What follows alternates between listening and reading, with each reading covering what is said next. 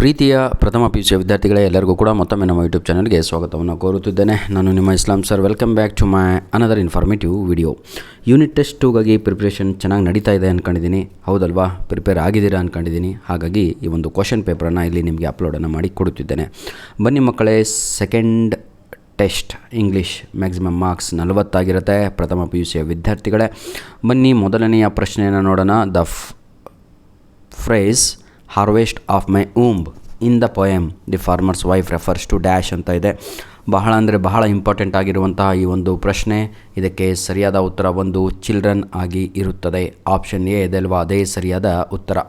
ಮೊದಲು ಈಗ ಎಷ್ಟೋ ಜನಕ್ಕೆ ಕ್ವಶನ್ನೇ ಅರ್ಥ ಆಗಲಿಲ್ಲ. ಕ್ವಶನಿನ ಅರ್ಥವೇನು ಅಂತ ಮೊದಲು ಹೇಳ್ತೀನಿ, ಕೇಳಿ.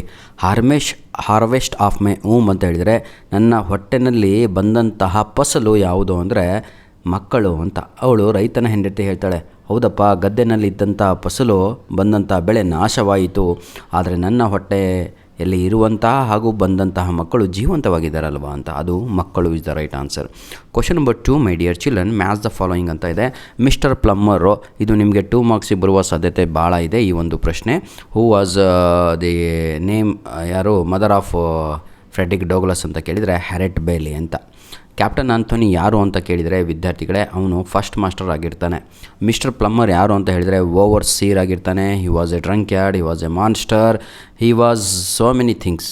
ಆಯಿತಾ, ಅವನು ಒಬ್ಬ ಅಲ್ಲ ಅವನು. ಹಾಗಿದ್ದರೆ ಸರಿಯಾದ ಉತ್ತರ ಬಂದು ಇದಕ್ಕೆ ಕ್ವಶನ್ ನಂಬರ್ ಎಗೆ ಸರಿಯಾದ ಉತ್ತರ 3 ಆಗಿರುತ್ತೆ. ಎಲ್ಲಾದರೂ ಇದೆಯಾ? 2 ಕಡೆ ಇದೆ. ಹಾಗಿದ್ರೆ ಕ್ಯಾಪ್ಟನ್ ಆಂಥೋನಿ 1 ಅಂತ ಬರಬೇಕು. ಬಿಗೆ 1 ಎಲ್ಲಾದರೂ ಇದೆಯಾ? ಇದೆ. ಹಾಗಿದ್ರೆ ಆಪ್ಷನ್ ಬಿ ಇದೆ ಅಲ್ವಾ, ಅದೇ ಸರಿಯಾದ ಉತ್ತರ ಆಗಿರುತ್ತೆ. Which is the right answer my dear children? Option B ಇದೆ ಅಲ್ವಾ, ಅದೇ ಸರಿಯಾದ ಉತ್ತರ ಆಗಿರುತ್ತೆ. ಬನ್ನಿ ವಿದ್ಯಾರ್ಥಿಗಳೇ, ಒಂದು ಪೋಯಮ್ ಇದೆ ಆ್ಯನ್ ಓಲ್ಡ್ ವುಮೆನ್ ಅಂತ, ಅದರಿಂದ ಪ್ರಶ್ನೆ ನೋಡೋಣ. The old women's eyes are compared to dash ಅಂತ ಇದೆ. ಅಜ್ಜಿಯ ಕಣ್ಣುಗಳನ್ನು 100% ಇಂಪಾರ್ಟೆಂಟ್ ಕ್ವಶನ್ನು. ಎದಕ್ಕೆ ಕಂಪೇರ್ ಮಾಡಲಾಗಿದೆ ಅಂದರೆ ಬುಲೆಟ್ ಹೋಲ್ಸ್ ಅಂತ ಇದೆ ಅಲ್ವಾ, ಅದೇ ಸರಿಯಾದ ಉತ್ತರ ಆಗಿರುತ್ತೆ, ಬುಲೆಟ್ ಹೋಲ್ಸ್. ಕ್ವಶನ್ ನಂಬರ್ 4 ನೋಡೋಣ. Consider the 2 statements from the lesson 2 gentlemen of Verona and answer the questions that follow ಅಂತ ಇದೆ. ಬಹಳ ಈಸಿಯಾಗಿದೆ. The narrator did not follow the boys, he wanted to respect their privacy. ಹೌದಲ್ವಾ? ಹಾಗಿದ್ರೆ question number 4ರಲ್ಲಿ the narrator did not follow the boys, ಅದು ಸರಿ sir. He wanted to respect did not follow ಅಲ್ವಾ, ಅದು ತಪ್ಪು. ಸ್ಟೇಟ್ಮೆಂಟ್ ಒಂದು ತಪ್ಪಾಗಿದೆ. ಹಾಗಿದ್ರೆ ಕೇವಲ ರೀಸನ್ ಅಷ್ಟೇ ಕರೆಕ್ಟ್ ಇಲ್ಲಿ. ಹಾಗಾಗಿ ಓನ್ಲಿ ರೀಸನ್ ಈಸ್ ಕರೆಕ್ಟ್. ಅದು ಆಪ್ಷನ್ ಸಿ ಇದೆ ಅಲ್ವಾ, ಅದೇ ಸರಿಯಾದ ಉತ್ತರ ಇಲ್ಲಿ ಆಗಿರುತ್ತೆ. ಆಯಿತಾ? ಆ್ಯಕ್ಚುಲಿ ಇಲ್ಲಿ ಕ್ವಶನಲ್ಲೇ ಸ್ವಲ್ಪ ಯಾಮರ್ಸ್ಬಿಟ್ಟಿದ್ದಾರೆ, ತಪ್ಪಿದೆ ಸ್ವಲ್ಪ ಕ್ವಶನಲ್ಲಿ. ಸಿ ಅನ್ನೋದು ಸರಿಯಾದ ಉತ್ತರ. Question number 5, every Sunday Nicola and Jacopo, ಇದು 2 ಜೆಂಟಲ್ಮೆನ್ ಆಫ್ ವೆರೋನಾ. ಯಾರಿಗೆಲ್ಲ ಯೂನಿಟ್ ಟೆಸ್ಟು ಇದೆಯೋ ಪೋರ್ಷನ್ನು ಅಂತ ವಿದ್ಯಾರ್ಥಿಗಳಿಗೆ ಬಹಳ ಇಂಪಾರ್ಟೆಂಟು. ನೋಡಿ, makes a visit to dash ಅಂತ ಇದೆ. ಇದಕ್ಕೆ 100% ಸರಿಯಾದ ಉತ್ತರ ಆಪ್ಷನ್ ಸಿ ಆಗಿರುತ್ತೆ, ಪೊಲೆಟಾ ಅಂತ. ಯಾಕೆ ಸರ್ ವೆರೋನಾ ಅಲ್ಲ? ವೆರೋನಾ ಅದು ಸಿಟಿ, ಇದು ಪೊಲೆಟಾ ಅದು ಒಂದು ವಿಲೇಜು, ಅಲ್ಲಿಗೆ ಹೋಗ್ತಾ ಇರ್ತಾರೆ ಅವರು. ಆಯಿತಾ? ನಂತರದಲ್ಲಿ ಇನ್ನೊಂದು ಯಾವುದು ಪಡುವ ಅಂತ ಇದೆ, ಅದು ಆ ಕಡೆಯಿಂದ ಬಸ್ಸನ್ನು ಅವರು ಕಾಯ್ತಾ ಇರ್ತಾರೆ ರಾತ್ರಿಯ ಸಮಯದಲ್ಲಿ. ಆದರೆ ಇಲ್ಲಿ ಕೇಳಿರುವಂಥ ಪ್ರಶ್ನೆ, ಪ್ರತಿ ಸಂಡೇ ನೆಕೋಲಾ ಆ್ಯಂಡ್ ಜಕಬೋ ತನ್ನ ಅಕ್ಕನನ್ನು ನೋಡಲಿಕ್ಕೆ, ಲೂಸಿಯಾಗಿ ನೋಡಲಿಕ್ಕೆ ಹೋಗ್ತಾ ಇರ್ತಾರೆ. ಎಲ್ಲಿಗೆ ಅಂದರೆ ಪೊಲೆಟಾ, ನೆನ್ಪಿಟ್ಕೊಳ್ಳಿ. Question number 6, for these are other sorrows in the world than love. ನೋಡಿ, ಈ ಒಂದು ಡಿಸ್ಟಿಕಲ್ಲಿ ಲಾಸ್ಟ್ ಚಾಪ್ಟ್ರು ಕೂಡ ಕೊಟ್ಟಿದ್ದಾರೆ ಯೂನಿಟ್ ಟೆಸ್ಟುಗೆ. ಯಾವುದು ಲಾಸ್ಟ್ ಚಾಪ್ಟ್ರ್ ಗೊತ್ತಾ ನಿಮ್ಮದು? ಅದು ಏನಂತೀರ ಸರ್, ಅದು do not ask of me my love ಅಂತ ಒಂದು ಸುಂದರವಾದ ಒಂದು ಪದ್ಯ ಇದೆ. ನನ್ನ ಪ್ರೀತಿಯನ್ನು ಪುನಃ ನೀನು ನನಗೆ ಕೇಳಬೇಡ, ಒಂದಾನೊಂದು ಕಾಲದಲ್ಲಿ ಇದ್ದಂತಹ ಪ್ರೀತಿಯನ್ನು ಅಂತ. ಇಲ್ಲಿ ಸರಿಯಾದ ಉತ್ತರ for these there are other sorrows in the world than love ಅಂತ ಇದೆ. ಭಾಳ ಈಸಿ ಕಣ್ರಿ. ಆಯಿತಾ? ಇದಕ್ಕೆ ಸರಿಯಾದ ಉತ್ತರ ಬಂದು ಕ್ವಶನ್ ನಂಬರ್ 6ಕ್ಕೆ ಆಪ್ಷನ್ ಬಿ ಆಗಿರುತ್ತೆ, caused by poverty and war ಅನ್ನುವಂಥದ್ದು ರೈಟ್ ಆನ್ಸರ್ ಆಗಿರುತ್ತೆ. ಈಗ ನಾವು ಕ್ವಶನ್ ನಂಬರ್ 7 ನೋಡೋಣ ವಿದ್ಯಾರ್ಥಿಗಳೇ. ಯಾವುದು ಮ್ಯಾಚ್ ದ ಫಾಲೋಯಿಂಗ್ ಅಂತ ಇದೆ. ಬಹಳ ಈಸಿಯಾಗಿ ಥ್ಯಾಂಕ್ ಯು ಅಂತ ಇದೆ. ಥ್ಯಾಂಕ್ ಯು ಅಂತ ಹೇಳಿದರೆ ಗ್ರ್ಯಾಟಿಟ್ಯೂಡ್ ಅಂತ ಕರಿತೀವಿ. ಇದೆ ಆಪ್ಷನ್ ಸಿ ಇದೆ ಅಲ್ವಾ, ಅದೇ ಸರಿಯಾದ ಉತ್ತರ. ಹಾಯ್, ಹೌ ಆರ್ ಯು ಅಂತ ಇದೆ. ಇದನ್ನು ನಾವು ಗ್ರೀಟಿಂಗ್ಸ್ ಅಂತ ಕರಿತೀವಿ. ಆಪ್ಷನ್ ಡಿ ಇದೆ ಅಲ್ವಾ, ಅದೇ ಸರಿಯಾದ ಉತ್ತರ. Could you please pass me the salt ಅಂತ ಇದೆ. ಕ್ವಶನ್ ನಂಬರ್ 3ಕ್ಕೆ ಸರಿಯಾದ ಉತ್ತರ ರಿಕ್ವೆಸ್ಟಿಂಗ್ ಅಂತ. Question number 4, you are fantastic ಅಂತ ಇದೆ. ಇದನ್ನು ನಾವು ಕಾಂಪ್ಲಿಮೆಂಟಿಂಗ್ ಅಂತ ಕರಿತೀವಿ. Option B right answer.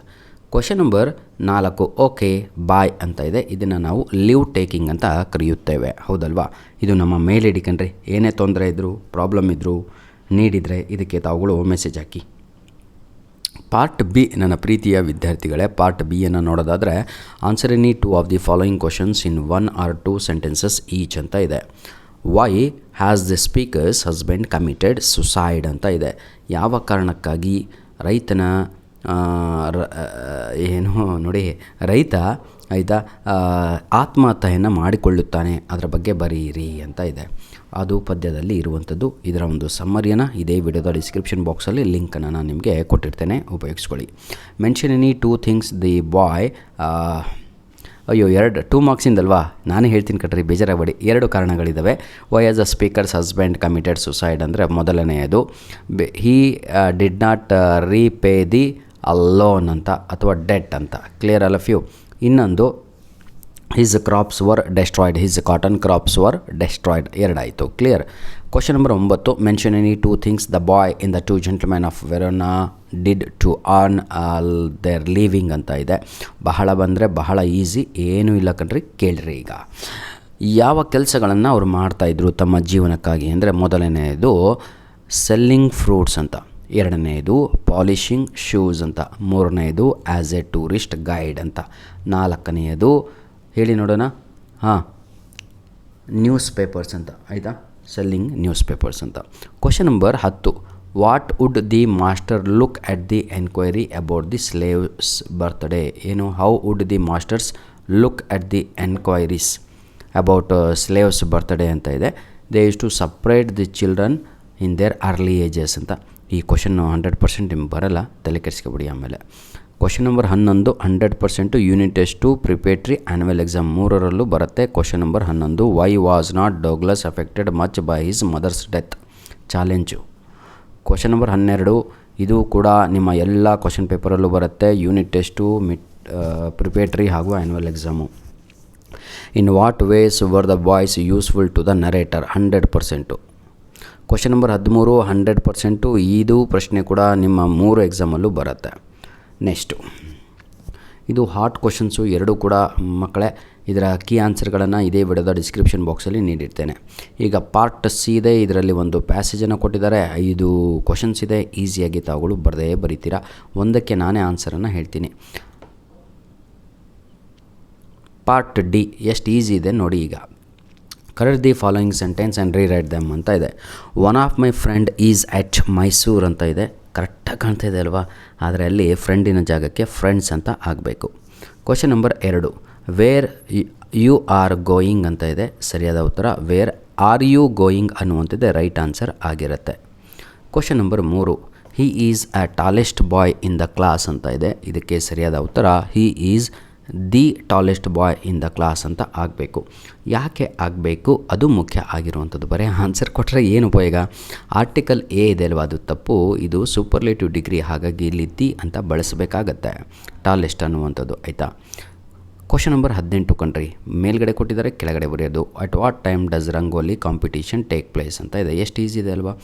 ರಂಗೋಲಿಯಲ್ಲಿದೆ 11 AM ಅಂತ ಬರೆದ್ರೆ ಮುಗೀತು answer. Which event is taking place at the open space stadium. Open space stadium ಎಲ್ಲಿದೆ? ಈ ಕಡೆ ಇದೆ. ನೋಡ್ಕೊಳೋದ ಯಾವುದಪ್ಪ ಈವೆಂಟ್? ಈ ಕಡೆ ಬಂದರೆ ರಂಗೋಲಿ ಅಂತ 2ನೇ answer.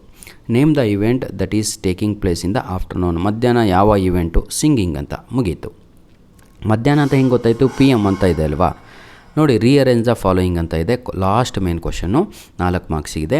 Sorry sir, my bus was late. Why are you late? Excuse me sir, may come in? You may come in. ಮೊದಲಿಗೆ ಏನಾಗುತ್ತೆ, ಮಗು ಕ್ಲಾಸಲ್ಲಿ ಪರ್ಮಿಷನನ್ನು ಕೇಳ್ತಾನೆ. ಫಸ್ಟಿಗೆ ತಾವುಗಳು ಏನು ಬರೀಬೇಕು?